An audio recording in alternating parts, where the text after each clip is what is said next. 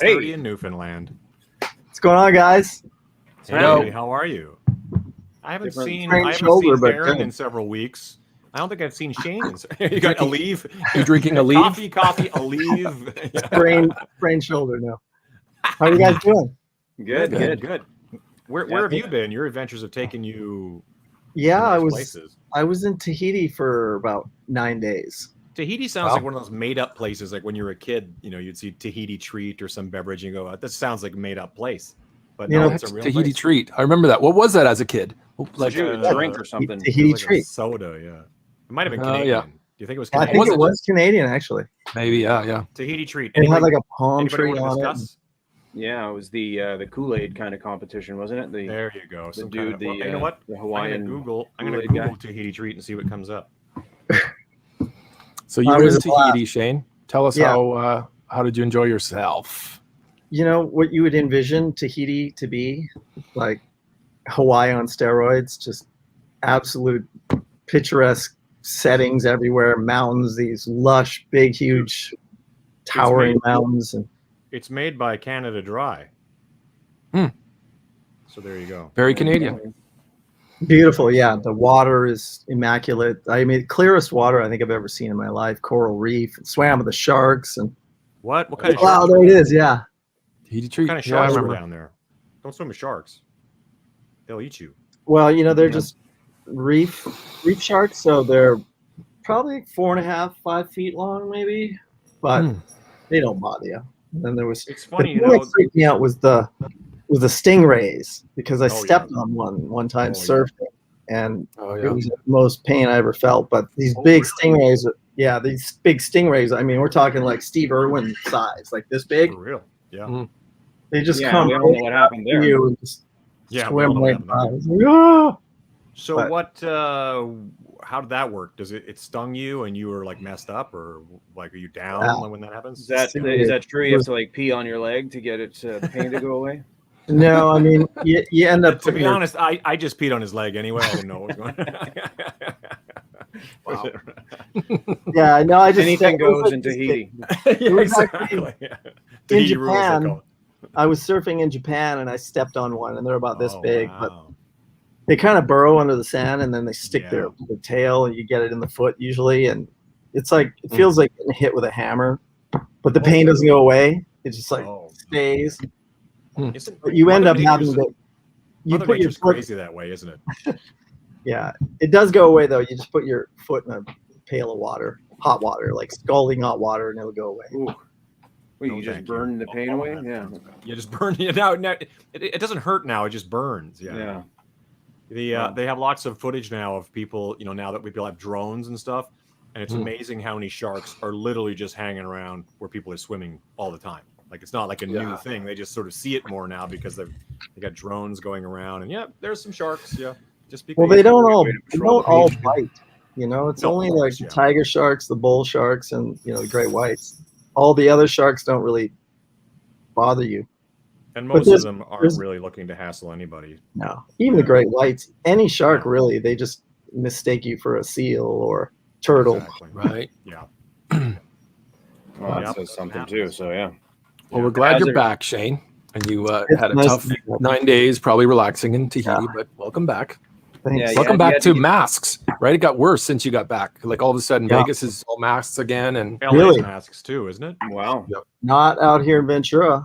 Oh, okay. There you go. Yeah, California. We're locked down again. Really? So what do you think? Is that because they just loosened everything up too soon, or what? Because I mean, we're going as of Friday to. Well, I shouldn't say that.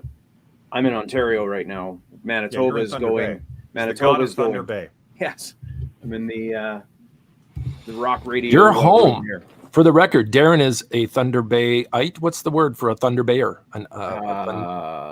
Good question. Thunder Bay-ite, Thunder Bayer. Dude from Thunder Bay. Yeah, that's you. Yeah. That's you. You're home. You're home. You're at the radio station. Is that what you said? Well, my brother broadcast from home during COVID, so this is the setup here. So yeah. That's amazing. Yeah, and just tell us about your brother, because he is either program director or what's his gig in Thunder Bay at the radio station. What's his name? What's Dave. Dave Steen. He's right here. Yeah. What is your play position? A little ditty on that guitar sitting there behind you? Dave, Music director and on-air host at Rock 94. There he is. Hey, Hi, Dave. Dave Steen. I'm executive producing the show today here. There you go. That's Yes, why you it's are. going so well. It sounds good, looks good, everything's good. Yeah. Great, thanks, Dave. Is someone going to play that guitar in the back there? Yeah, Oh, what's going on? It's for sale. It's a robot too. The the robot tuners. yeah. I was just talking to somebody Right. yesterday because Gibson went through this whole phase. You want to get into some nerd talk now. Because before the current administration, there was a administration like it's politics. There was they went through a phase of adding these robot tuners to all the Gibsons that they were supposed to tune themselves in a sense, and it really wasn't that successful. But now I'm kind of thinking maybe we should just go all out and buy all those robot tuner Les Pauls that'll probably be going for next to nothing. Take those out, change them out, boom, new guitar. Exactly. Thought to self. Well, and I bought it's called a Roadie. It's just like a little thing. It basically does exactly what that does, but it was like $100. Oh, I think you saw it, Shane. Remember, you guys were playing at 92 City. You just basically stick it on the on the tuning peg, and it'll just automatically, put everything in tune. Really? And, yeah, you can store multiple tunings in it. It's pretty killer. Yeah. Can you click a button and get like a drop D? Yeah, you change the tuning, and it'll basically just automatically adjust. It's pretty cool. Go check it out. It's called the Roadie. They have a Roadie 3 out now. They got it for guitar and bass. Yeah, it's pretty awesome. I'm going to Google it right now. And There you go. Yeah. Yeah. This Hey, episode brought to you by Roadie. We're going to be in Canada, right? Next So week? Andrew White says people from T-Bay are called lake headers. Oh, You want to agree to that, Darren, or no? What is that? Well, the thing is that actually we had this conversation just the other day. Here's the Roadie tuner right here. I'm not used to the. Oh yeah, I remember you bringing that thing out. Yeah, so it's What an pretty age cool. we live in. Yeah. The newer used ones to look be, like they actually. look like they might be a vape or something. Yeah, exactly. Totally. You can vape them as well. It's a 2-in-1. It's a 2-in-1. Yeah. Yeah. Lake headers. Yeah, I think that. I mean, I've heard that long ago because at one point when Port Arthur merged with Fort William, the discussion was what was the name of the city going to be, and I think there was the Lakehead, and then became Thunder Bay. Correct me if I'm wrong. I don't know. We should turn this into the driest Canadian geographical history show on CBC on a Sunday. Like when you're watching like cartoons and then what the hell is this? It's like, That's right. However, yesterday being a civic holiday in Manitoba, Terry Fox Day. That's also, right. That's right. Thunder Bay popular. This is where Terry Fox ended his run.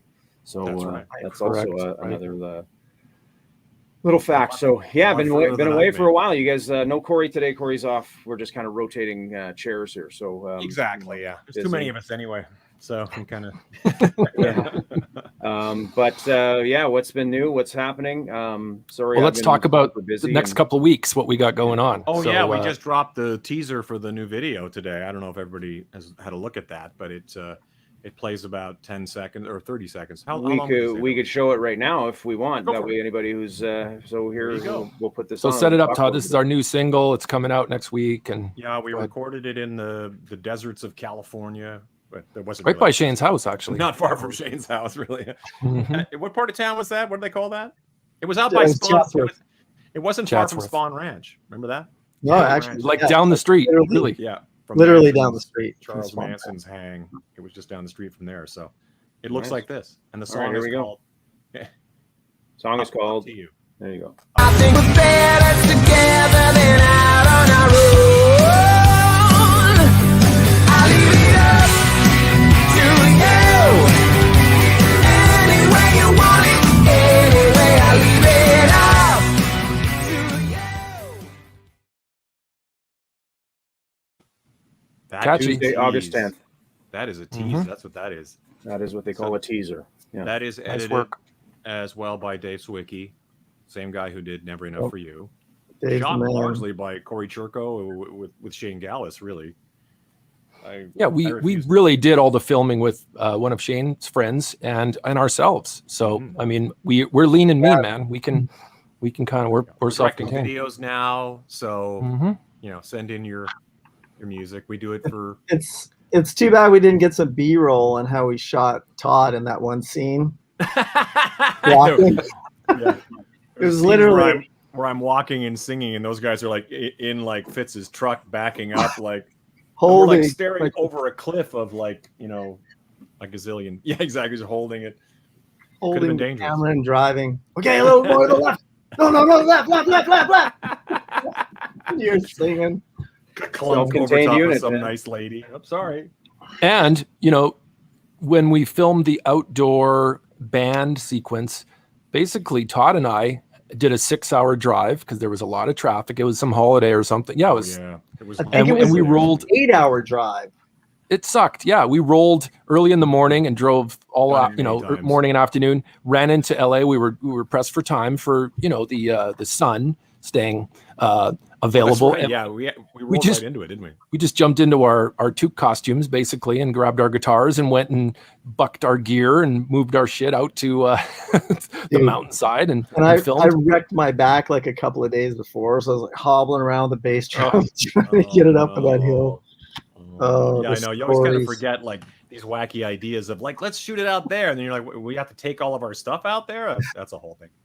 It was fun. You had a blame crew Corey, of, what, he's 30 not here. people, catering and all the whole Yeah, shebang. exactly. Hair, makeup, catering. It was fine. It was great. Yeah.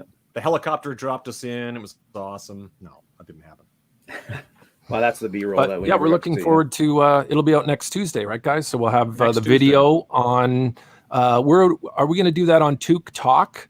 Does that sound what best? Yeah, we're just going to put it on loop for an hour. Yeah, exactly. Yeah.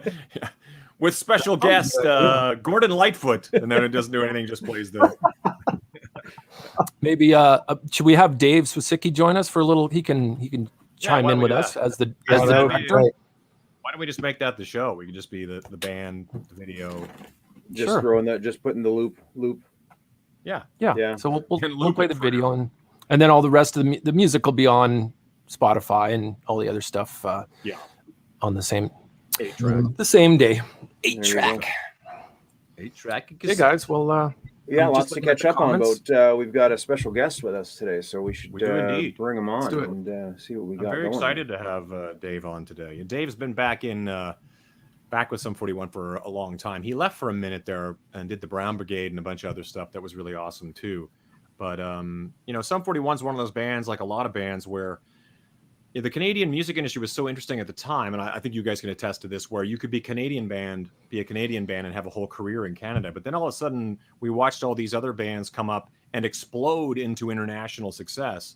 Mm-hmm. And Sum 41 was one of the ones I just went, damn, these guys are blowing up, and they just exploded into a whole new world.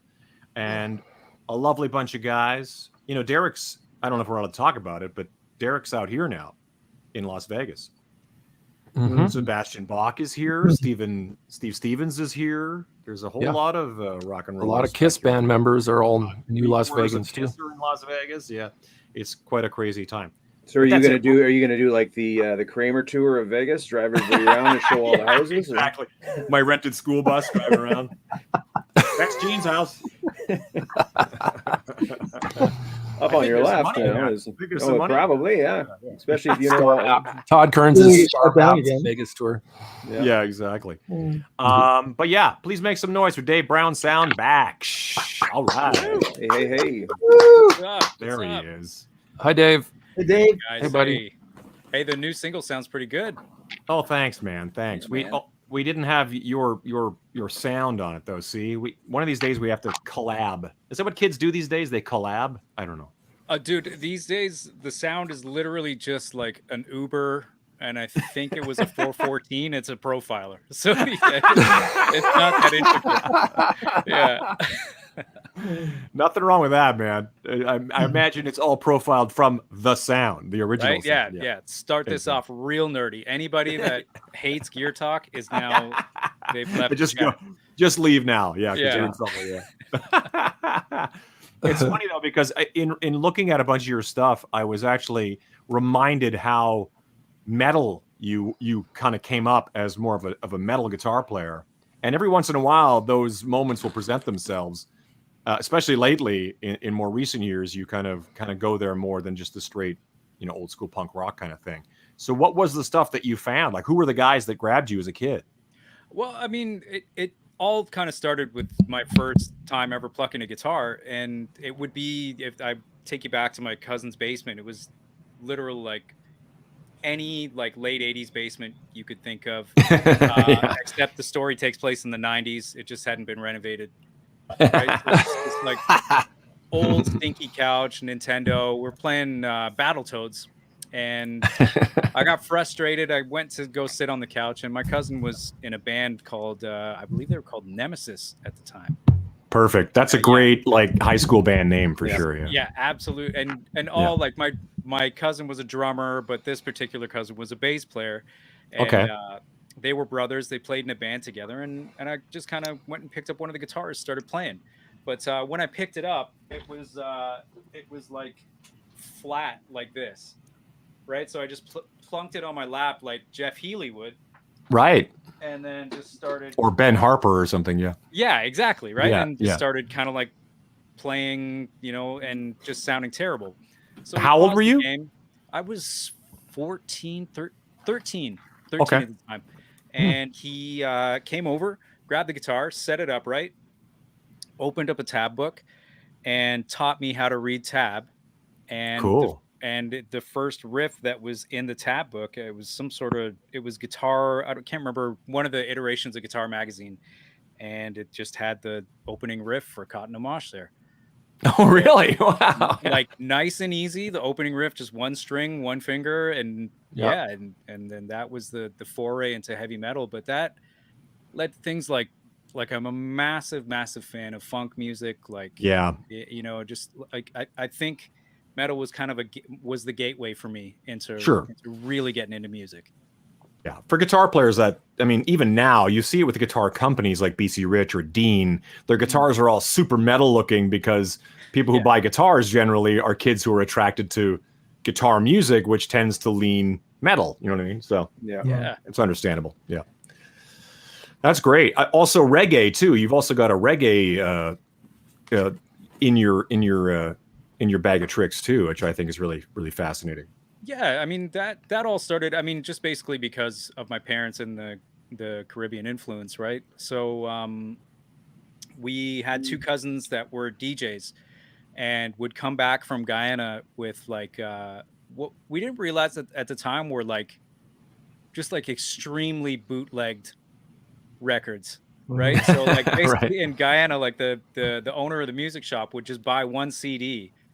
And then and then he'd go to whatever the Guyanese equivalent of Costco was and buy a bunch of 120 Max Cells and just dupe. And we would buy these for like $5, being like, yeah, man, it's like way cheaper.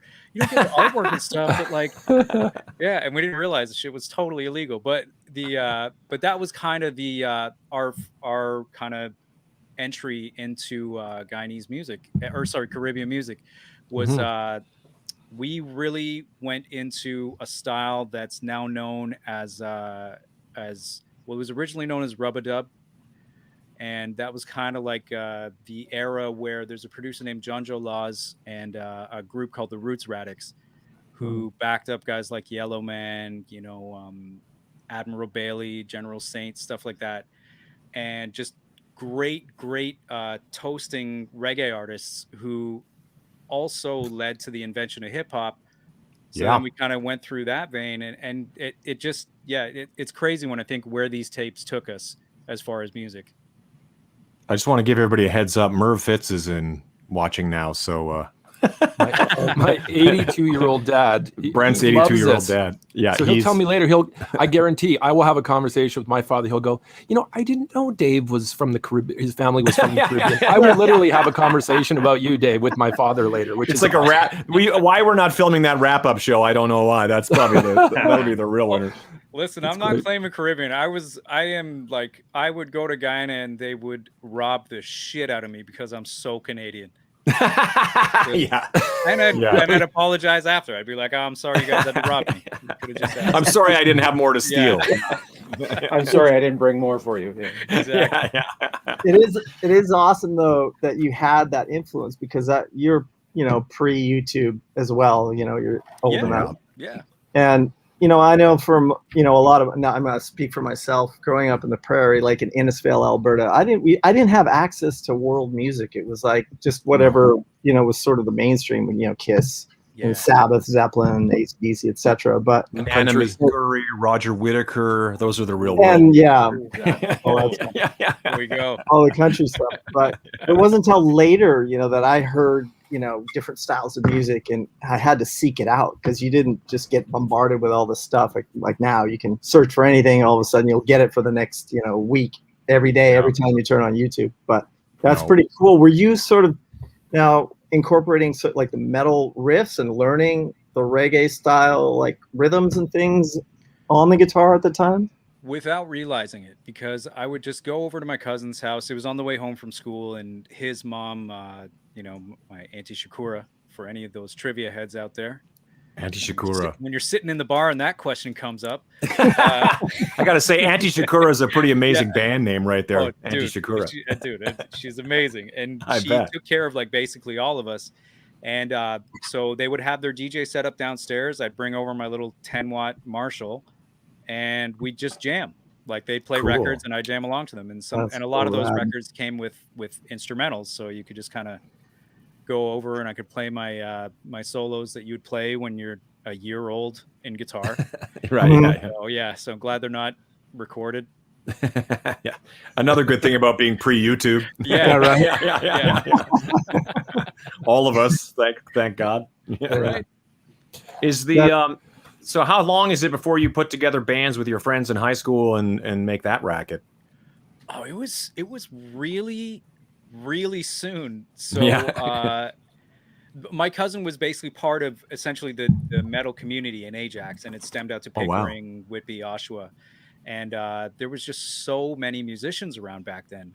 And of course, when guitar players are a dime a dozen, doesn't matter what part of the world you're in, there's guitar players everywhere. Totally. And so I just said to my cousin, like, I'm thinking of maybe starting a band. And he's like, oh yeah, let's get in a band together. So then we found a drummer in Pickering, and then we found this singer from Oshawa. And dude, he was a wild human being. And we wrote our name was Embodiment. We had hits like Sono Anticristo.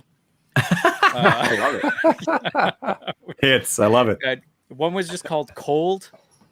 Love it. Cold. Yeah, it was about dying in winter or whatever. But we were all 16. Relevant. Yeah, we were all 16, like 15 years old. I was 15 at the time when I joined the band. So to answer your question, 2 years before I went on this long tangent.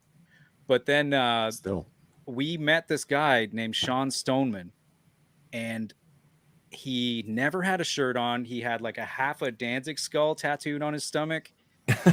And he would do things like hang from rafters, like just go wild, spit beer into firemen's faces, and then fight them on the lawn while we're trying to play a gig. And oh wow, dude, yeah. Do you assume that he's either a star or he's in jail now, one way or the other? Okay. Two times I came across him, right? The last time I came across him, he was at the there was a rehearsal space in Oshawa that everybody has a kind of like a space at, and I share a space with a band called Black Hat Attack out there. And he's like, hey man, what's up? I'm like, hey, how you doing? He's like, oh man, I joined the military. I became a cook. So I became a military man, like regimented. Wow. Now the time before that, I was in Bolton at the Bolton Fair, and he came up to me and he's just eating cotton candy. As you do. And he's just eating cotton candy. He's like, what's up, man? I'm like, oh shit, Sean, what's up, dude? How you doing? He's like, eating cotton candy, takes a tough bite, and he's just like, what's with all that fucking punk shit, man? Why are you playing that pussy ass music? And it hurt so bad because I looked up to him so much. But then I thought back to the times that he punched firefighters and other first responders in the face, and I was like, maybe it's not so bad. Maybe his opinion isn't all that relevant. Yeah. We're gonna set the bar higher, yeah. But he also had He also had a Misfits tattoo or something, so you think that punk rock... The Danzig skull was on point. Danzig, it was half done, but it was it was going to be Well, then awesome. you think he'd understand the punk rock, but go ahead, Shane. What are you gonna... Right? No, I was gonna say, perfect segue into, I read that you got kicked out of high school. Ooh. Talk about that? Oh, who said this? Well, we have our people that give us information. Oh, damn! No, It may not be correct information, but it's information. Yeah, I mean, that would be a cool story, but literally, I just didn't show up. Okay. Yeah, like our manager at the time had booked a tour with us with a band called Bionic. I don't know if you guys remember Bionic. I do. Yeah. Jonathan Cummins band. Yep. So fucking awesome. Yeah, and, absolutely. We were playing with Bodega as well. Okay, I remember that name too. Yeah, so we had a tour booked. It was like maybe 10, 12 days. And I was like, I can't go back to school.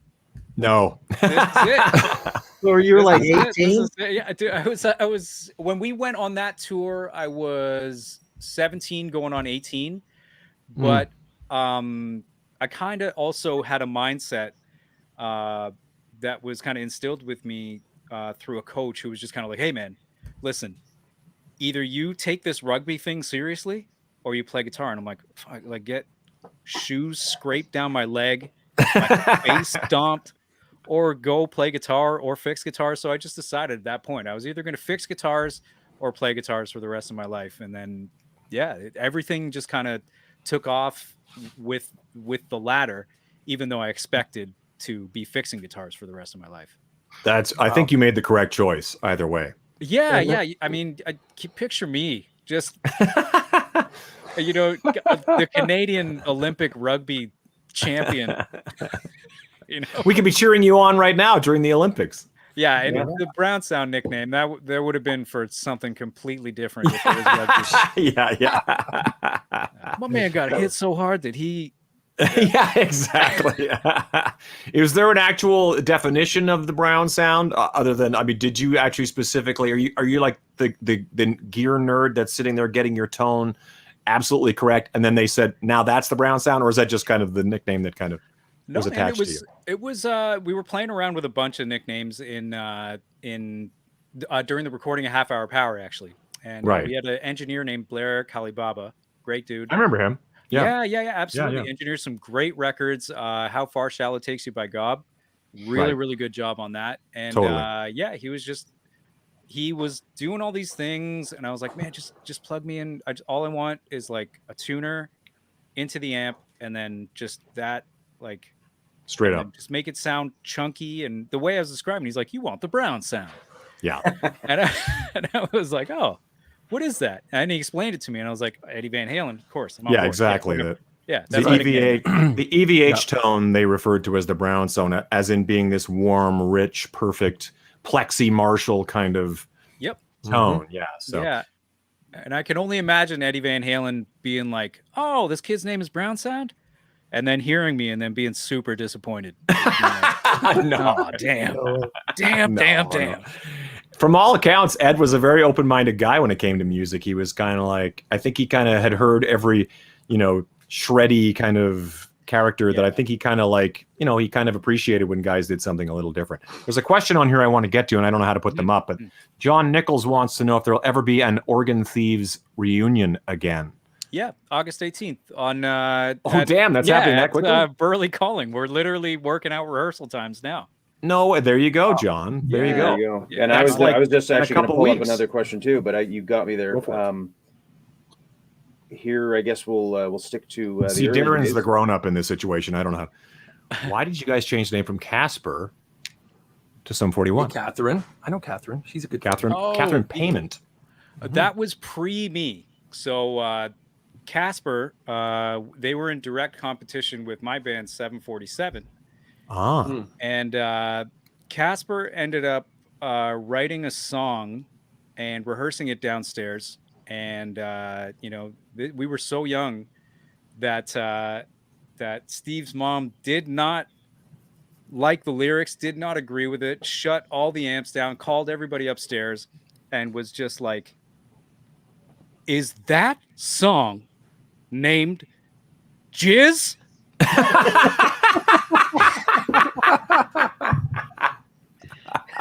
So they had to disband and rename, not because of copyright, but yeah.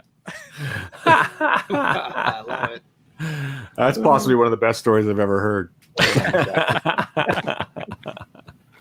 Hey, we were Oh talking my about God. Eddie Van Halen, and when we had Keith Scott, amazing guitar player, Canadian from Bryan Adams. Adams band, Yeah. he did comment that Eddie Van Halen had expressed how much of a fan he was of Keith Scott. So Yeah.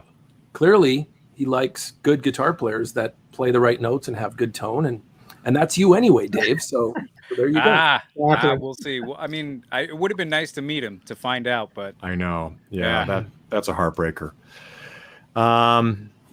That was a good question. I'm glad she asked that. Thank you, Catherine. That really opened some doors for me.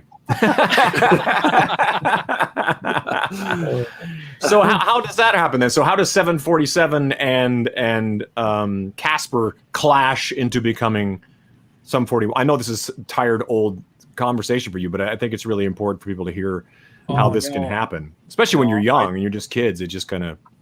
I love those days, man. I Yeah. love talking about him because Yeah. it was a time where I realized that musicians, more than anybody else, even people that were painting or, even just recording around us, it felt like it was getting a little bit snobby. Whereas Sure. all the musicians and all the skaters, we could hang out.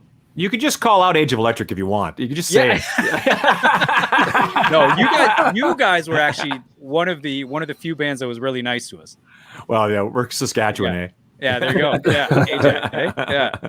So yeah, Yeah. I mean, it just those days, we all helped each other with shows, so we were always playing together, so we knew each other. Derek and I met on the first day of high school. Oh, wow. Okay. Yeah, got kicked out of class together. Not that we were badasses, we were just literally talking about music that we liked, and we annoyed the teacher. And they called me, and they were like, "Hey, man, you got to come and play in Sum 41. Our guitar player John is leaving, and we'd love to, you'd be a great fit." And I was kind of like, "No, bro. I'm on this heavy metal thing, man. We're gonna be the next 747, man. It's gonna be amazing." We sounded like everything Rage Against the Machine cut off of their first record. Like it was just so Rage Against the Machine-y that nobody would have ever done anything with us. But I was convinced. I was just kind of like, "Yeah, man, I won't play in your band, man. Like, just fuck you guys, man." And were they already kind of like a punk band at this point? Like they were kind of they had to figure it out. They were, yeah. Yeah. Punk was like, we were all kind of getting into punk rock, discovering Sure. NoFX, Heavy Petting Zoo, stuff like that, right? Totally, yeah. And then finally, like the third or fourth time they asked, I was like, yeah, things, let's go. And then I went, and dude, I just had a blast. Everybody was my friend. Sure. So it was just like there was no bravado or shittiness in the rehearsal room. It was just a full, and we've never really lost that feeling, even as members come and go. It's just always felt like a bunch of friends getting together and playing music. Totally, yeah. No, I mean that's what when I comment on that, it just seemed like Sum 41 just came screaming out of nowhere, and sort of like the attachment's the wrong word. I just want to say happy birthday, 8th birthday to Zoe. I'm turning into like a radio DJ. Hey, just keep in mind, make sure you eat farmer hot dogs. Anyway, we got Dave Brown sound on from Sum 41. No, but no, it just because I know Greg Norrie. For those that don't know, Greg was in Trouble Charger and a wonderful, very talented guy. And his attachment to you guys, which you soon eclipsed everything that Trouble Charger had done, and in such an international, such a unavoidable way, just like boom, like Sum 41 was like, damn, these guys are no joke. They're throwing down, and it was just so. It was always exciting to me to see in a country where you could, we did sort of have this sort of trap of just going back and forth, and we, Toque as a band, we cover songs by bands who were huge in Canada, and some of them didn't really have that crossover kind of thing, because any country, whether it's Sweden or Finland or Australia, has stuff that is huge in its country that we're not familiar with. You know what I mean? But whenever I'd see some guys like yourselves able to kind of step out of that, it made us all kind of realize, wow, you can actually do this. You know, you can actually make that happen. How quickly does that happen? And what do you equate as the process of that reaching? Is it just the fact that clearly your guys' quality of music, but is it that punk rock thing was just like that moment was perfect, or how do you figure that all came together? I think with anybody, if there's anybody out there that's sitting in the position that we are as Sum 41 and doesn't believe in at least a little bit of luck, I think you are absolutely insane. So I think we were very timely with what we were, but the thing is, you can be on time, but you also have to deliver when you're there. Totally. So, and I think that a lot of the great stuff I take away from our years with Greg Norrie, the best stuff would be kind of like the knowledge of like every show has to be your last. You know, like make sure that you're engaging people, and just like the really the good live show wisdom that still like rings true today, and the kind of like the songwriting advice and stuff like that. That's a little bit more with Derek, but yeah, I mean, it happened quickly, but the 3 years that it took to build us into like what we were, like the amount of touring that we did, the amount of groundwork that we had to lay. Most bands do that over like 6 to 7 years, but we had to like push it into like 3 years. So there were like years where we were out for like 320 days. Of course. Now I'm talking out. I'm not talking like home in between, like out. Yeah.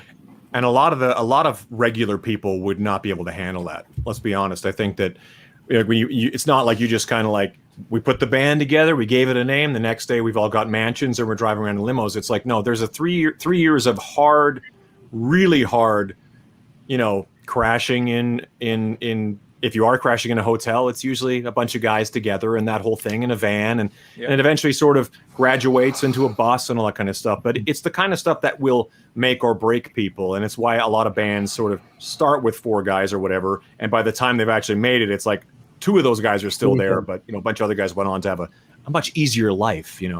Yeah. Well, I mean, I think without kind of like the love and the hate, the either or that we experienced kind of coming up, I don't think we would have gathered that kind of thick skin to kind of and that us versus the world kind of attitude.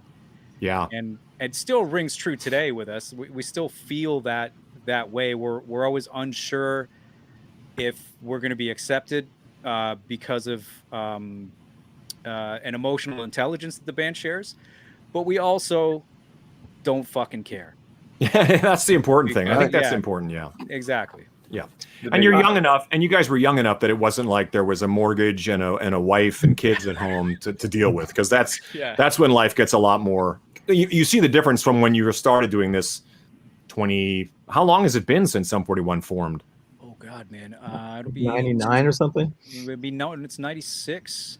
Damn. Okay, so it's 96. So when was it was post Jizz, so it was 96. Oh, post Jizz. Yeah.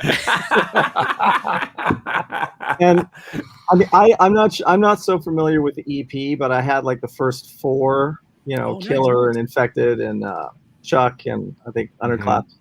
I mean, those records front to back are just killer. Like every song, Thank you. Really great. I used to actually warm up with. But those were my like rotation to warm up before a show.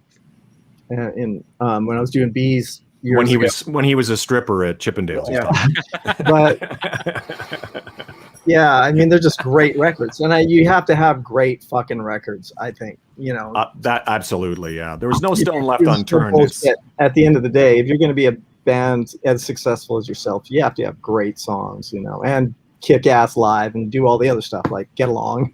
Well, all and those further to that too, that was in the, you know, they kind of just on the cusp before videos kind of fell off. You guys had some great videos, True. very, you know, Yeah, right. fun to watch. I mean, people that, you know, it was, I mean, I remember seeing them and, you know, they were just, you know, The funny Rodney, and kind of, Rodney Dangerfield back to Oh school. yeah. Oh, Yeah. dude. That I'm was so the glad best. you got it. I'm so glad you got it. A lot of people thought that was an original thing, and Oh, we were just like, no, man, no. Like, No, I'm much older than you guys, so yeah, I got it well. Yeah, that I loved that movie. Just it's Robert, the best. Robert Downey Jr. Just Yeah. yeah. I actually saw it not that long ago, and this is the best experience about it. I sat there watching it when it was like probably about 10 years ago now, but my daughter was young enough to kind of like, well, she wouldn't know what the hell Rodney Dangerfield was. This is pre-Iron Man, so Robert Downey Jr. And she just sat there. She said, "I don't know what was funnier, watching the movie or watching you watch the movie," because I was just like screaming, laughing. Oh, that stuff is right up my alley. Like the dumber the movie, like the more ridiculous the premise. Bring it on. Let's do this. Yeah, Absolutely. I think that is an inherent thing with musicians, and I don't know if it's like the Spinal Tap link or what. Yeah, probably. But like we all seem to have a wide sense of humor. Yeah, I think so. Yeah.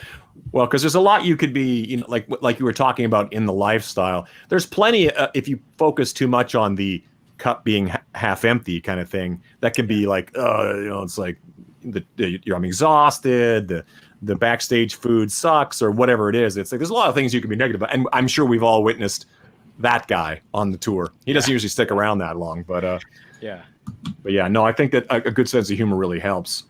So yeah, at what point are you guys like? It seems like in retrospect, looking back, it feels like that first album. I remember the EP kind of having that kind of like knocking the door down, and then just the album just going full bore through. So is it like immediately like not just like back and forth through Canada? You're immediately like we're flying overseas. We're focusing on the States. We're like internationally just like really focusing and digging in to try and make a career for yourselves. Well, with the EP, we recorded the EP, and then immediately we had enough songs to record the record. So we just kind of like split the two up, put the earlier stuff on the EP and the newer stuff they were writing and the better stuff on the record. Right. So we just went straight through from EP touring all the way to the release. I believe we were in Rhode Island in 2001, and we signed that first day, and then that was the spring. And by the time we reached Randall's Island in New York for the Warped Tour, right, the single had been in rotation, and we stepped out on stage, and we had tons of bands that we grew up listening to, like just kind of like flanking the stage. Looked out into the crowd, and it was an average crowd, but then as we played, it just gathered and gathered, and it was just, there was so many people that by the end there was a pit going around the park that was so big, and we were on the side stage, by the way. We weren't main stage or anything like that. So they were circle pitting around the merch booths. So you just had like people holding onto their merch tables, like, oh, damn these Sum 41 kids. But yeah, and that was kind of the point. So I mean, honestly, it was those kind of like 2 to 3 years, that we just had our heads down, and then you know there was some people that had no idea we were doing all this, and then and then you know the Warped Tour. The Warped Tour is a whole other thing that we probably should mention, how important that is for that entire scene. Like so many bands sort of had that sort of like a very, I mean, it's actually a little pretty wide. Like it's not just like the same sounding punk bands all day long. You get all kinds of different kinds of groups. My Chemical Romance and a bunch of groups like that would kind of filter through that world as well. Yeah. And but having that avenue of like such a focused audience when you guys go and get presented in that world, I don't know, because I never really was a part of that Vans Warped Tour. I've been a couple of times, but I was never a part of it musically. But it was such a great avenue and a great showcase for guys like yourselves to just go out there and be a part of that scene.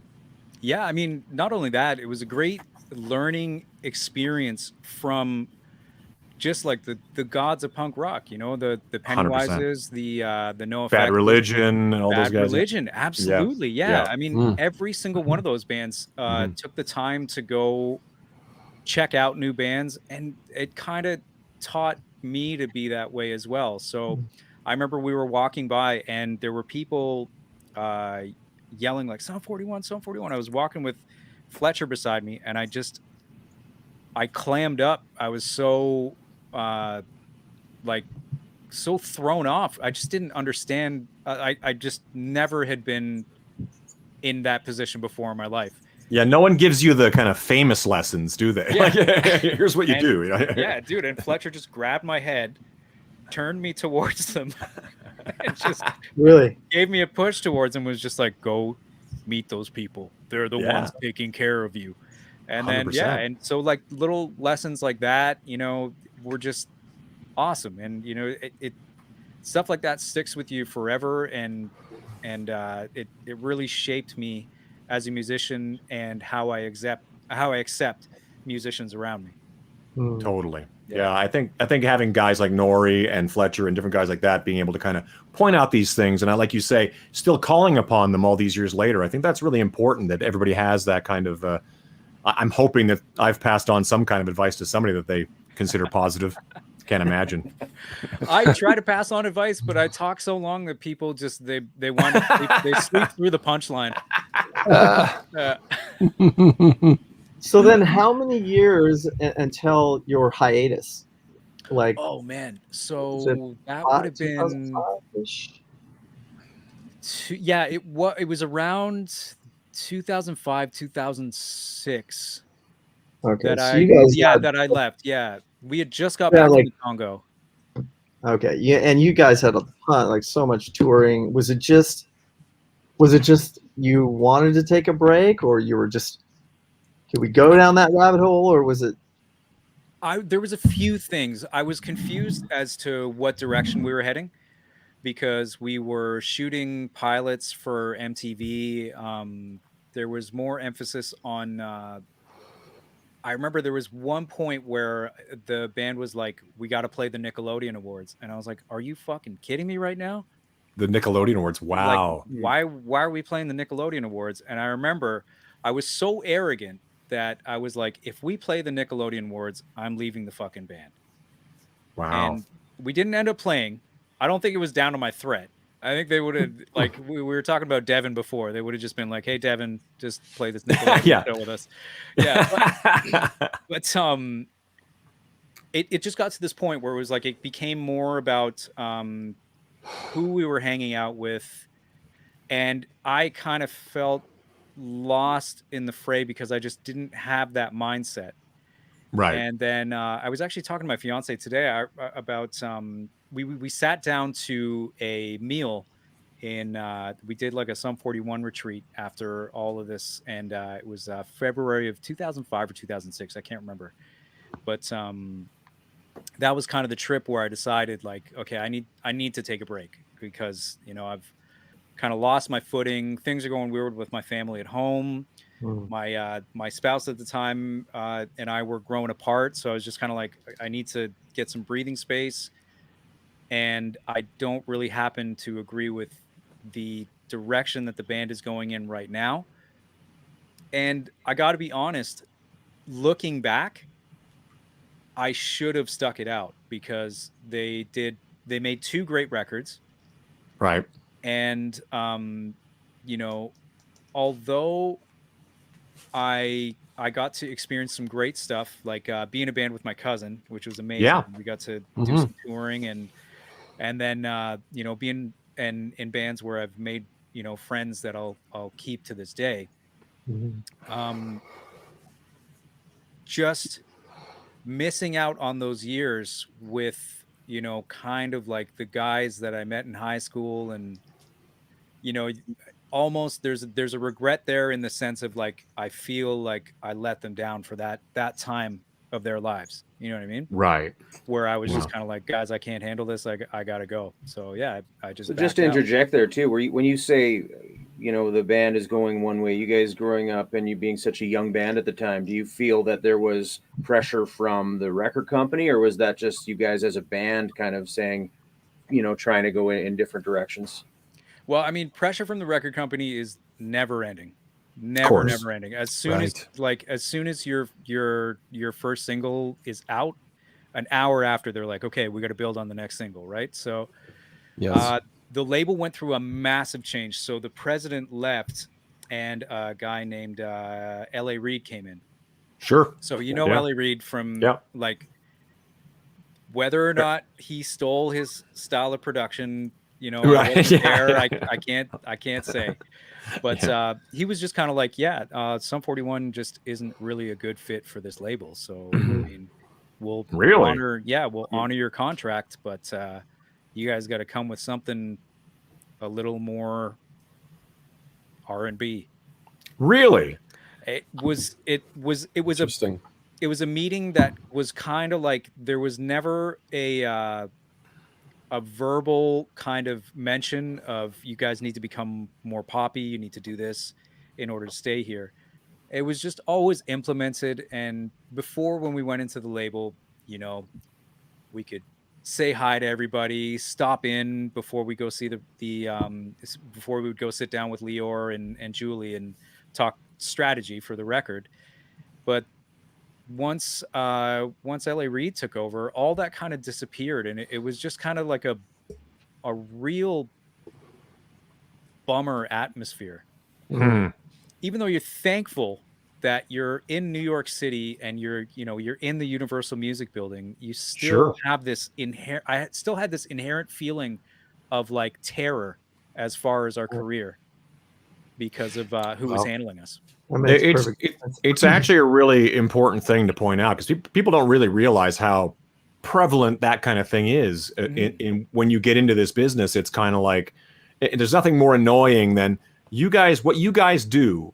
Sum 41's flavor is very successful. It always works. What you're doing is great, but we want you to change it for some arbitrary reason. It's just like, but what we do is we have built this audience, and it almost becomes a conversation of looking at like the other warp tour bands like Bad Religion or whoever who've been around for 1,000 years and get to do whatever the hell they want because they've built their audience. They go out every year. They do X amount of dates. There's something that happens when you guys get up into that next level where, and Derek's personal life and everything becomes kind of like, it's like literally reality shows and MTV this and blah, blah, blah. It's a whole other thing that's not even about music. And I think that I can understand your frustration and probably just disappointment in the fact that can't we just be a band and play music and write songs and put it out? No, you can't because it's this now. Because L.A. Reid's here now. And I mean it just kind of seemed like the balance between celebrity and music just kind of tipped a little bit more towards like we're gonna be selling celebrities here now, so off you go. Yeah, well, I mean, unfortunately, the music business or entertainment or showbiz, whatever you want to call it, has kind of always leaned that way anyway. Absolutely. But I understand your sort of, it takes a lot of balls to say this thing that's really successful that I make X amount of dollars per year and really kind of, has taken care of me all these years. I'm going to walk away from this. I think it says a lot about your character that you were kind of like, you know what, I'm going to, as much as I'm sure it's regretful just because it's a giant change, but the fact that it's come full circle for you clearly is the best case scenario. Yeah, there's regret for sure, but if I went back, would I do anything different? I don't think I would. Right. If I could go back and still have the knowledge that I have today, meeting guys like Chuck from the Organ Thieves and all the rest of the dudes in the Organ Thieves, everybody in Black Hat Attack, all the experiences we had with Brown Brigade, I all that stuff is all part of who I am now. And honestly, getting kicked in the knees by the Canadian industry 3 times in a row, it builds character, man. Like, it makes you really appreciate what goes on. Well, character, like Todd, you said too. I mean, there's hundreds of bands that never even saw the other side of the border, and they spent their whole careers up here, you know, or well, the border. It's also very, you know, it becomes what's comfortable, especially if you become successful in an area. It becomes harder for them to say, now go to the UK and, you know, you're playing very comfortable things in Canada or whatever. Now go to the UK and start from scratch to an audience that doesn't care. You're going to play, you know, a 300-seater and really have to sell it. And that really takes a lot of deep digging. But I think it's important. I think, like you say, with Brown Brigade and the rest, it's like, it's important, and it's, I guess, character building is the word for it. But it's such an interesting change in the times, because when you left, there was such a shift away from the actual sale of hard copy music. Became more and more of a change, you know. And I don't know how that works at the level of a Sum 41, but I mean, because especially the fact that you guys have established yourself as an existing act, that where the live shows are where the money is going to be and where the sustaining factor is going to be, I suppose. Yeah, I mean, we rode that last kind of wave of the industry. We rode that right into the shore and crashed with everybody else. So, like, we ended up selling a ton of records on All Killer No Filler. Right. Yeah. Does This Look Infected? We were half, and we were just kind of like, well, what's happening? Like, there's more people at the shows, but we're sitting at about half record sales. What's going on? And your buddy at the record store burning them all and selling them off. Guyana. Yeah. The Guyana dude selling your CDs on Memorex. Yeah, I mean, essentially, you are right, though. That's exactly what it was. The modern tape trade became Napster, and we found out, like, later on, once you could track that sort of thing. And yes, you are being tracked, all of you. Yeah, well, we all know that. Yeah. The amount of downloads would have given us a double platinum record. Of course, yeah. And but does the record company come to you and look at you like, well, you're selling half the amount of records, so now suddenly they got you over a barrel for a bunch of things, and you're like, but everybody's selling the same, you know, half the records they were selling last time around, because that's the nature of the way this is going. Yeah. Absolutely. It brought a new meaning to the sophomore slump. You know what I mean? Like, everybody was in this slump and nobody could figure out why. So once the record companies kind of realized that things had to change and there had to be a way to make money off of this downloading thing, I think it just set the entire industry into a spin. Right. I think it's recovering now because of the business plan that people are kind of implementing now, and you know, albums work, singles work. It's just good music works now. So I appreciate it for that. But it screwed a lot of people out of work at these record companies. Like, it really, really hit hard on some people that we really cared about. Of course, yeah. I mean, the music industry and showbiz in general is not very forgiving with this kind of stuff. Even last night, just on a YouTube thing, I'm just kind of like going down like just a thing of, you know, if it wasn't downloading, it was an actual shift in music from, say, the 80s into the 90s. A lot of acts that were like arena level acts, when there was still records being sold, still money to be made, those people's careers got crushed by a complete shift in sensibilities and style and music and everything kind of.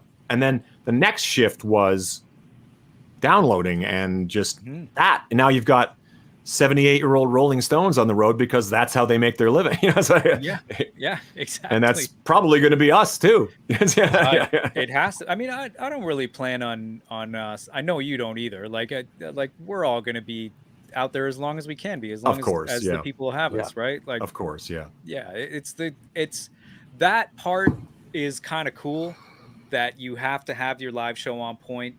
You have to have good music. So all of kind of like the you know, the rockers that kind of survived our era, it's like, we're here, we have a show, we're ready to entertain, and we can write a song.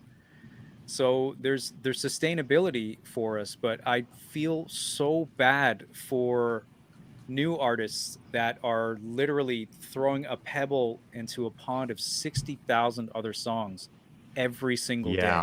You know, yeah, that's a fascinating.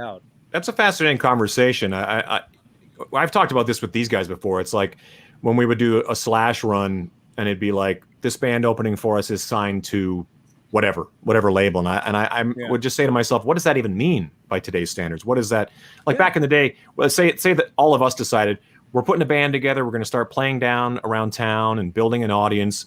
Then the record company comes along, we sign the deal, we make the record. Then you're kind of up to the eye of the beholder what happens if that record even has a chance. By the old model I'm talking about. Today, I don't know how you do this. You know, it's like, I guess the internet and all that sort of has presented all kinds of opportunities, but it's not as sort of like the 2 + 2 = 4 conversation of like, put a band together, build an audience, get signed, make a record.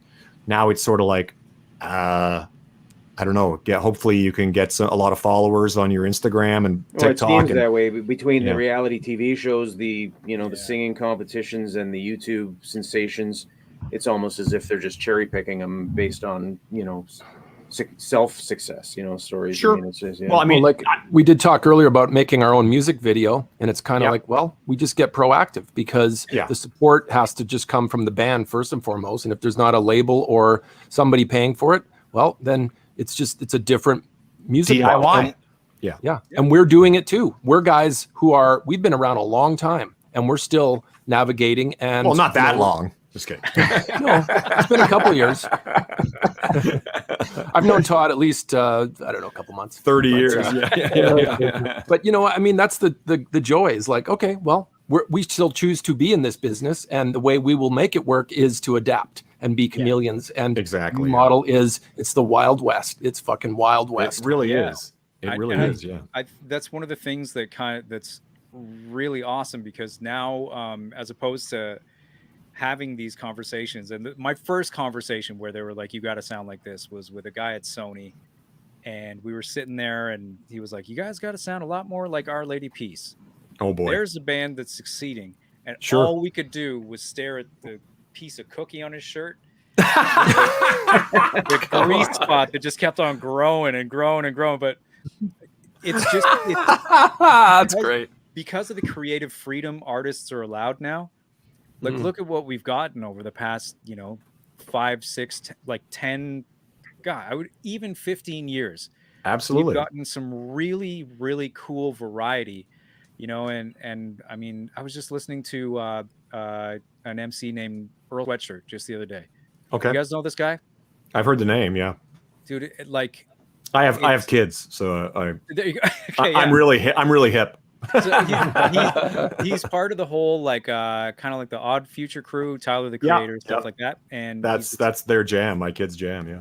Dude, he's a great poet, and he his imagery and the way that his music sounds, incredible, man. Really, like, samples that are slowed down to the point of like just big, boomy, roomy sounds, and it's awesome, and it's just new, it's fresh, and it sounds great. And I think without the freedom that people are allowed, I don't think it would exist, because I mean, when we grew up hip hop, I mean, what everybody calls the golden age, a lot of it was just boom bap based.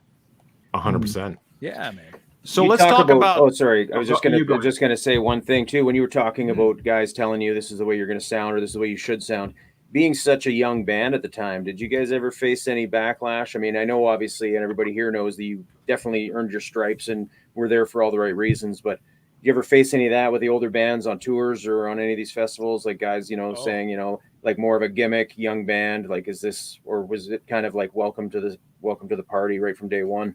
Hell yeah. We got shit on by so many people. I mean, we were, when we were showcasing, we had a residency at Ted's Wrecking Yard in Toronto. Old club, gone now, but it was a great spot. And we were playing with a band called Cleavage all the time. I remember Cleavage. And they wasn't that Lucas's band? That was Lucas's band. Yeah, Lucas DeRossi. Super fucking shitty to us.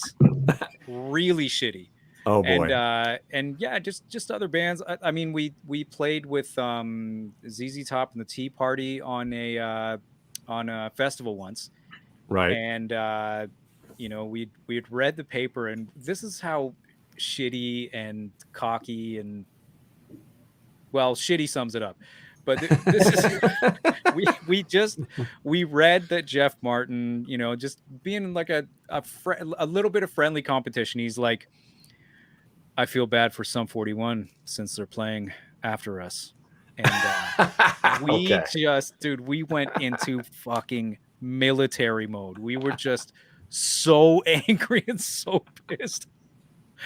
We took the article, we burned it on stage, we made fun of his mustache, and you know, and it's like, but the drummer and the bass player were always good dudes to us. Like, we had done a couple shows here before, and it was just, I remember seeing them after the show, and they were just like, why? Why would you go in that hard? The reason I mentioned that show is because of the dichotomy of like Tea Party fucking hating us, right? And then ZZ Top coming up to us and being like, "You guys are fun, man." yeah, I know. Yeah, super fast, and that was a lot of fun, man. And yeah, sure, like, oh, shit, all right. Yeah, I know. Yeah, because Billy and those guys are always very friendly and very like, oh wow, man, you're like, that's cool guitar you're playing, or whatever. They just don't care about any of that kind of stuff. That's so cool that I mean, whatever it takes, right? And sometimes that negative stuff puts a little extra gas in the tank to go out there and just kind of slay. And clearly it worked to your benefit. I mean, well, I think we took it a little harder than he meant it, but you know, that's just me being the endless optimist. So that's, you know, what are you gonna do? Jeff's a very good friend of mine, but yeah, you know, he I think he kind of burned his own bridge right there. That was a mistake. Yeah, I have no ill will towards Jeff. I'll tell you that right now. But he's probably talking shit about us right now. It's true. I hear more stories about the legend of Jeff than I've actually talked to the guy to actually like verify these stories. Oh, he's here's your chance to get back to him. We'll bring him on right after you. It's like a Maury episode. Like, and here's Jeff Martin. Boom. Where we feel really sorry for him having to go on after me. Once this thing is all done, we'll make up. We'll hug at the end, and then we'll play when the levee breaks. Well, I'm curious to know, Dave. So 9-year hiatus. That's a long time. Yeah, you know, that is a long time. Mature you now.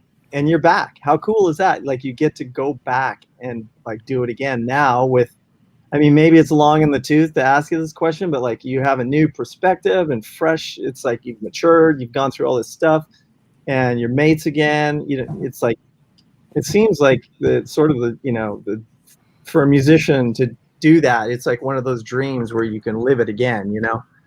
Yeah, I mean, yeah. For me, sorry, did I just interrupted somebody? Not at all. Okay, all right. The as stop being so Canadian, Dave.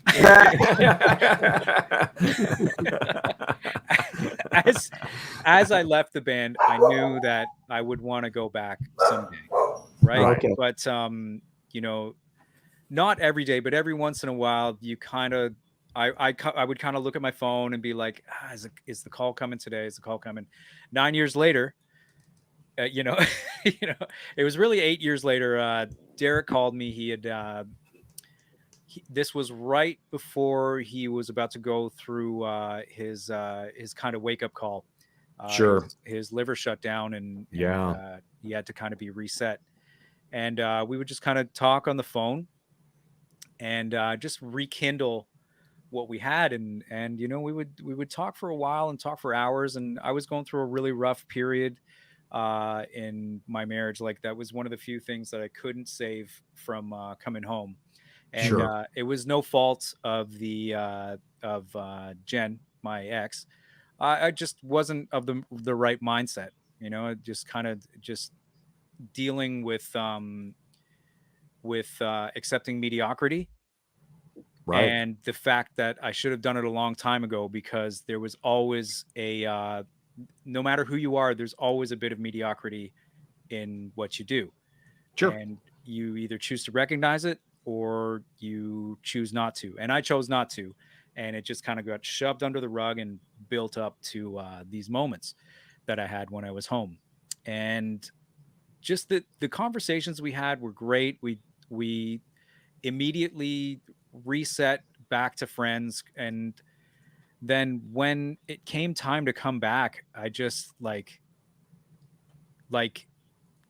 I don't know, like a fighter preparing for a fight. I got into the gym. I started, really, really woodshedding the songs again.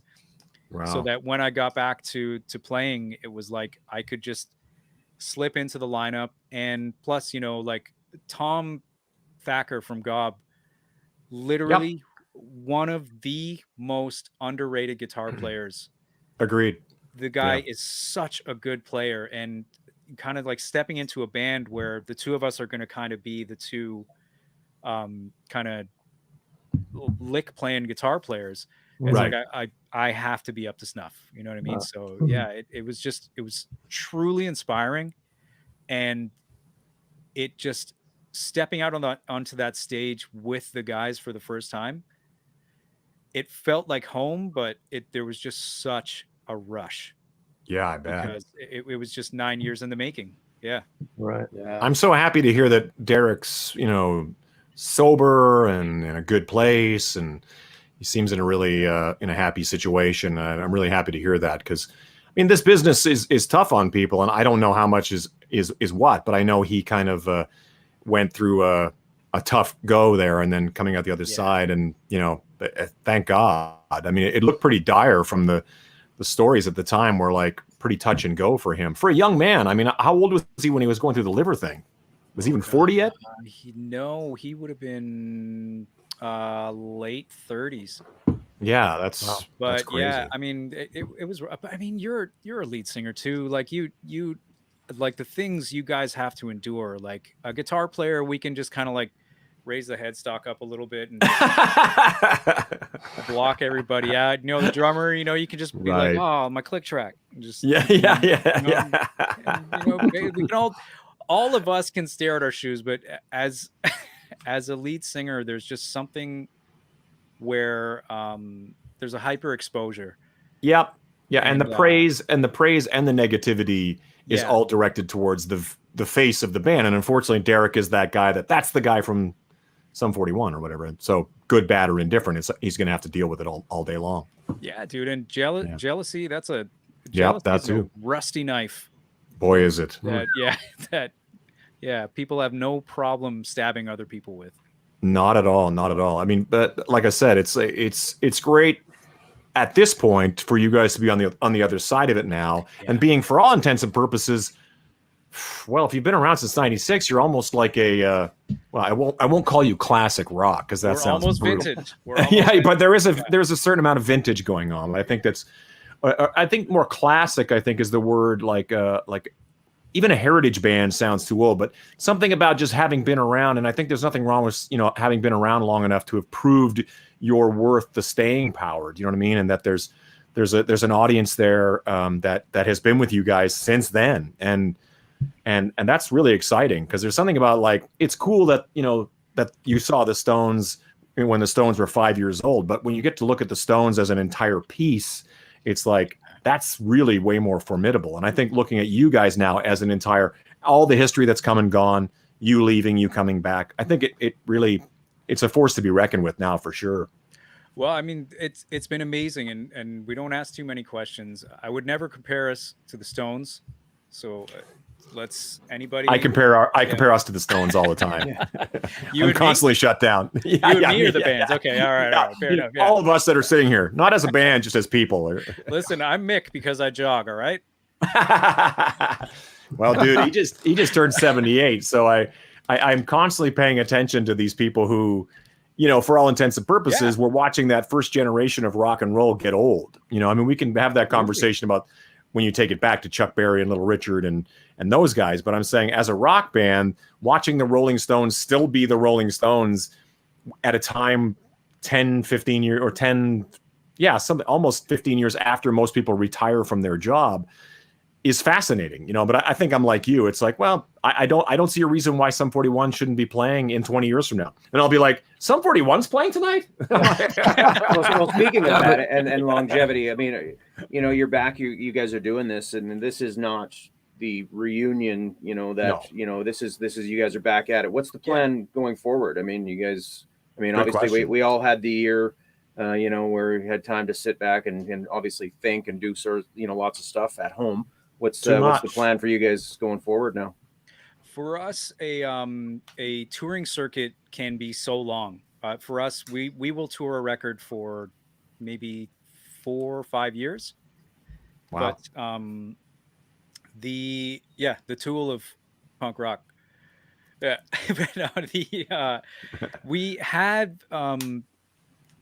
had this time to kind of lay low, and we actually made a conscious effort. There was a couple things that I did with members of the band where we kind of decided with management that we wanted to stay really low as far as using the Sum 41 name, and we kind of just wanted to be musicians doing our thing. And I think laying low is the idea right now, just to like not be overexposed and you know, kind of make people tired of us, because we've done that before and learned our lesson. So just go away for a bit and come back strong whenever the time calls for it. I think the takeaway is important sometimes. You know what I mean? Like, I think it's important for something to be, because it brings back an excitement when it's like, Sum 41's playing tonight. Oh my God. You know, as opposed to like, not these guys again. I mean, obviously you're going to have an audience that will come see you every single night, but you can overstay.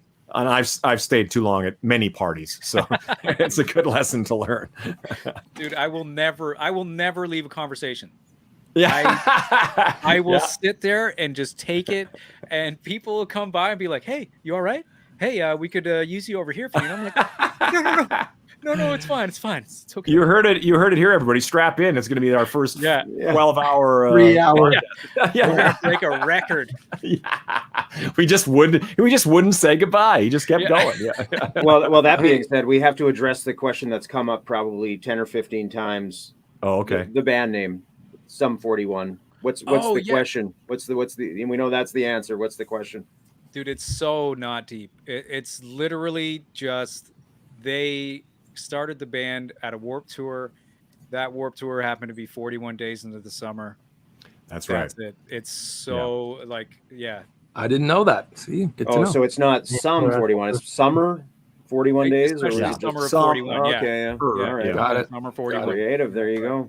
That's actually but it's so funny though, because it's such a great name. I think when I think of Sum 41, it just comes at you hard with the album title names, and everything was so clever, and the videos, and it was just kind of like this it seemed to be so like ready, like, you know, it didn't seem to have that kind of like, even the EP seems very like good to go, as opposed to like there was like 3 albums of like you know, kind of trying to figure it out. It just sort of, you guys had it together. And real quick, we have to interject. Speaking of good name, Hoogie's chiming in on the side here. No way. What's up, Hoogie?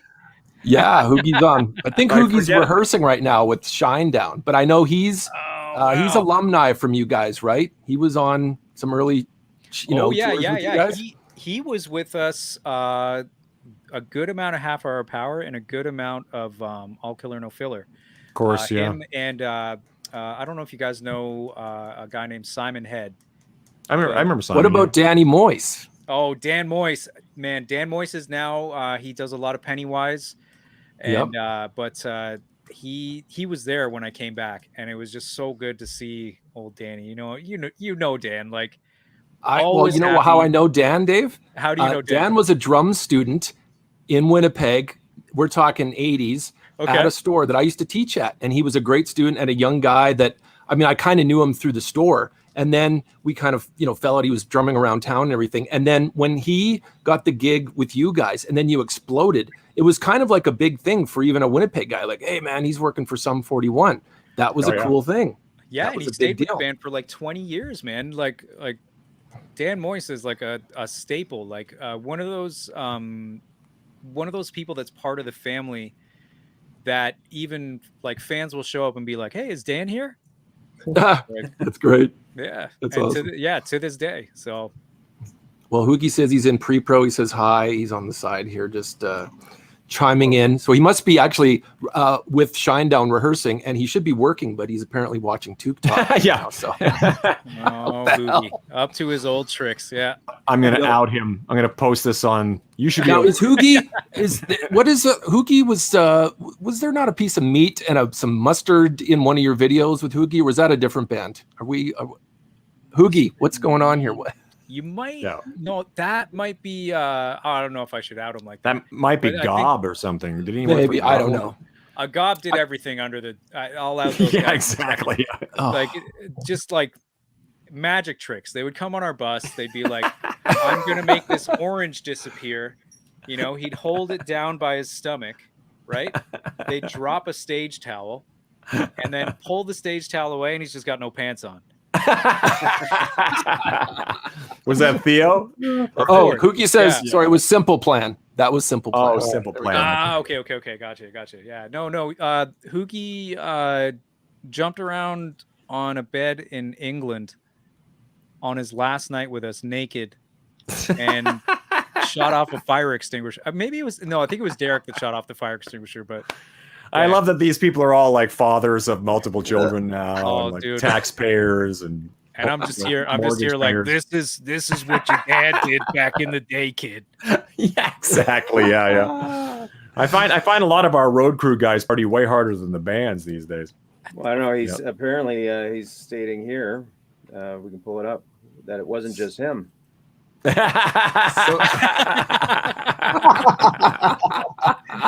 see that, Dave? He was the only one that was naked that I remember. And I love that. That's his memory. He's like Will Ferrell on the. Hey, we're going streaking. He's just the one naked guy. It's on a DVD. He says, "Okay, well, it's on the DVD." Yeah. I recall that. Somebody asked about. We don't want to keep you too long because I know you can't say goodbye, and I. Yeah. You're gonna have to tell me to go. Most of us, our bladders tell us when to leave. Yeah. But somebody was asking about the name of the group of the album, Chuck. I'm sorry, I've lost it here now. Oh, it was Johnny Langan. There it is. Yeah.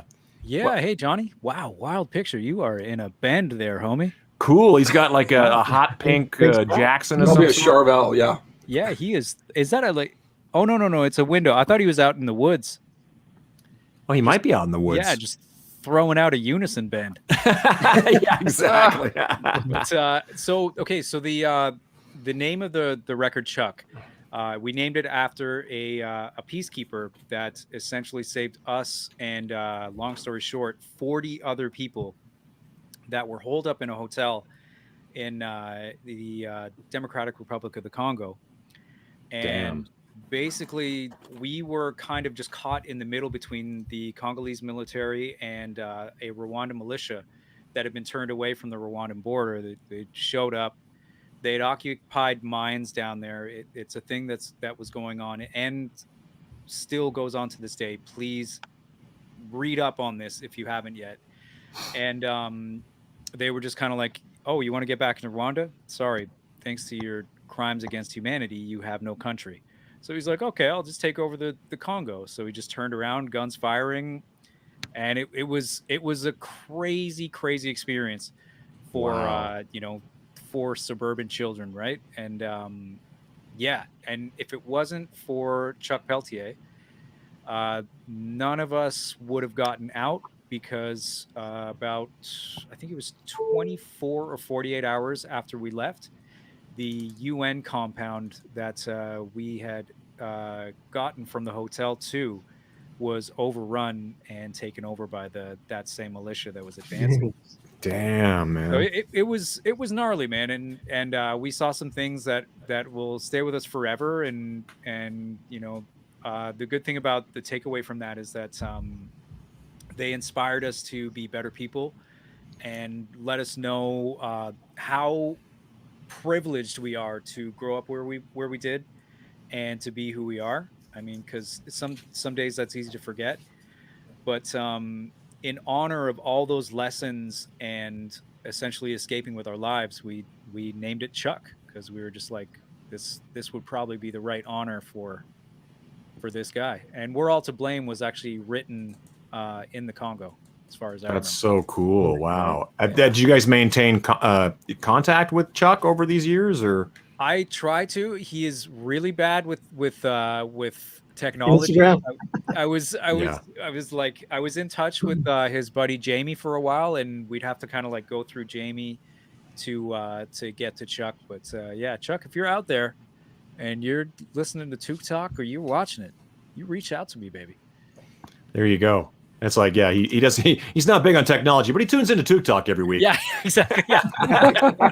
But he has a thought. Yeah, he said he's not into tech, but yeah. Not into tech, but he's into Toque. You like that? Yeah. Johnny Langan says that is his Charvel. He calls it the Pink Vengeance, which I think is a good side project name for our band. We also have Pink this right here, yeah. Fit's seen my ass more. Look, we were inspired. Hoogie had so many cameos, legendary cameos with you guys and everyone else, that when I played in Theory of a Dead another Man, one right here. Oh boy. Wait a minute. Let's just talk about this. We had Tyler Connolly on from Theory last week, and we were talking dropping about names. We're Hoogie's- dropping names. Watch your feet. Another guy Hoogie's that's cameos. on my ass. Right? Hoogie, where are you? Davenport, Iowa. Wow. I like it. I like Our first show here is Thursday. Cool. With Shine That's Down, exciting. right? Wow. Yeah. First show since December 21st, How long of a run is that going to be? 2019. We have 8 shows in the U.S., and then we got 18 days off, and then we go back out for 26 shows. Damn, that's Good to a hear you're serious run. Yeah. Oh, stay Great to safe hear. out there, buddy. Stay safe. It's good to see Yeah, you. got the mask, trying to stay safe. It's definitely different, but excited for all those feelings at the first show, as I'm sure all Yeah, you man. guys. 100%. Well, when you're now an official member of the Pink Vengeance as well, so there you Yeah, go. there you Boom. go. Hey, Yeah. We don't play music. We just sit around and talk about music and stuff. Yeah. Yeah.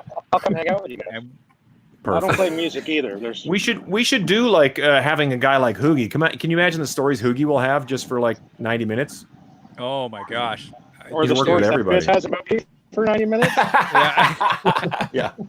I'll I've just show seen videos. I've seen the shirtless wrestling on a bus on multiple occasions. I've seen Shots of Yeah, but- salsa, shirtless wrestling. Toque Talk hasn't seen it yet. I'm gonna have to whip those out. Might be Yeah. an episode. There's definitely that guy definitely has more footage than anybody of me. yeah, you have to be careful. Topless, hanging out in the front lounge with a Darth Vader mask.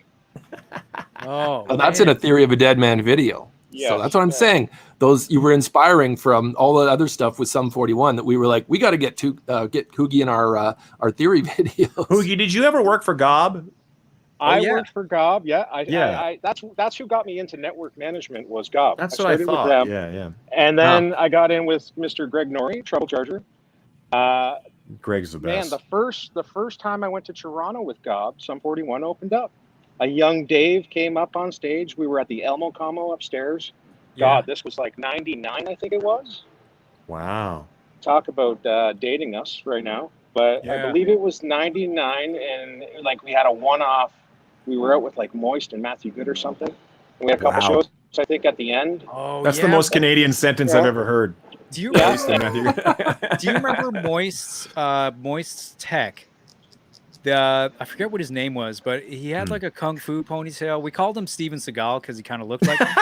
Yeah. and he threatened to kick our it made it even funnier because he's like, I'm gonna kick your gear into the fucking snow if you don't move it.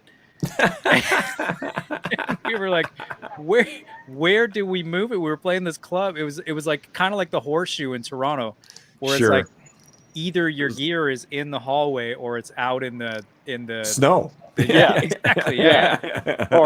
or the legendary. We were talking about me and our pyro guy Simon who's from Canada. We were talking about Barrymore's and that wonderful ramp Oh, in yeah. Ottawa. Dude, yeah. Remember that yeah. thing?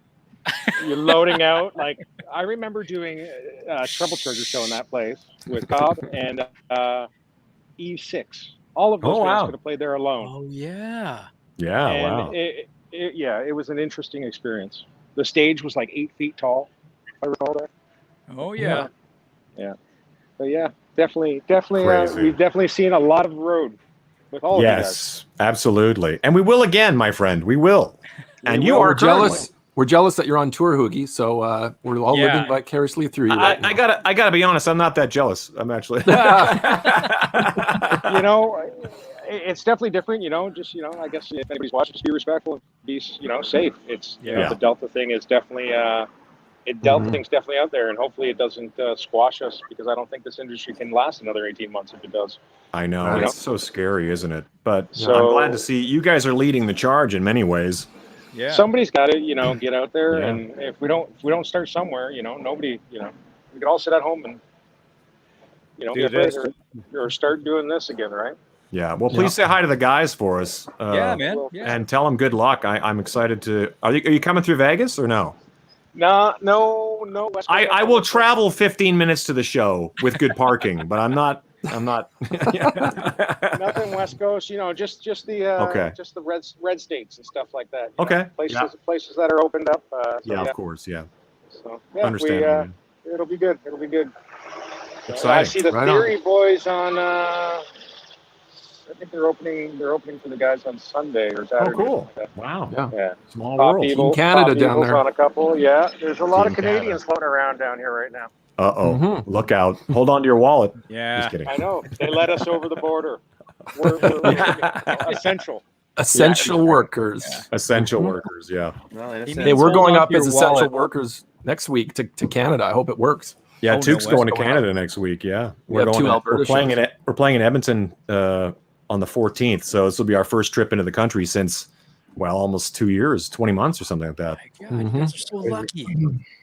I don't know.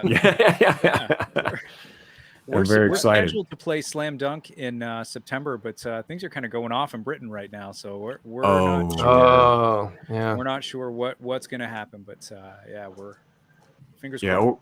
Overseas is a bit wacky right now, so fingers crossed indeed.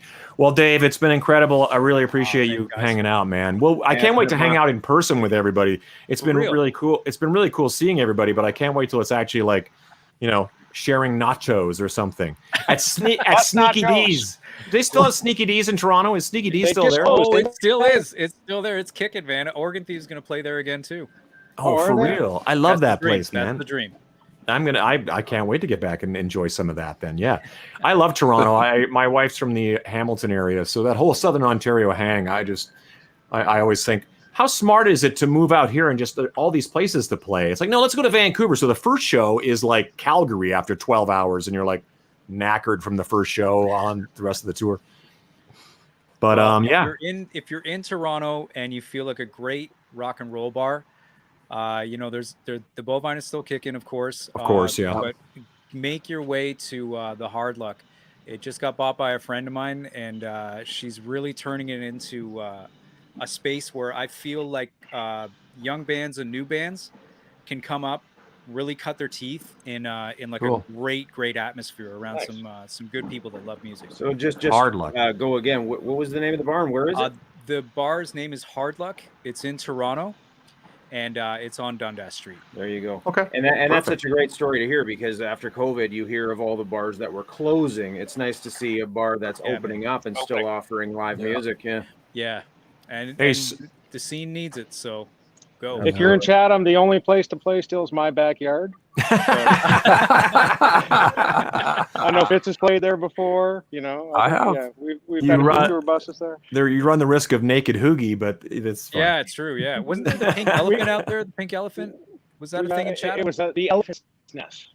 That's right. The Elephant's Nest, and then there was the 8 Ball, which changed to the Twisters, and Hey, it says this Robant 777 said that Boonstock is happening in the UK next weekend, and Devin Townsend has arrived in the UK and is quarantined in a hotel for 10 days. So Devin went over there, is going to quarantine for 10 days, then play a show at Bloodstock. Yeah, Devin. Hell yes.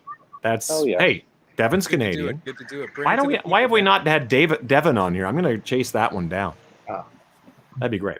Well, if you got Devin, you got to get Gene. Agreed. Oh man, that Gene would be great.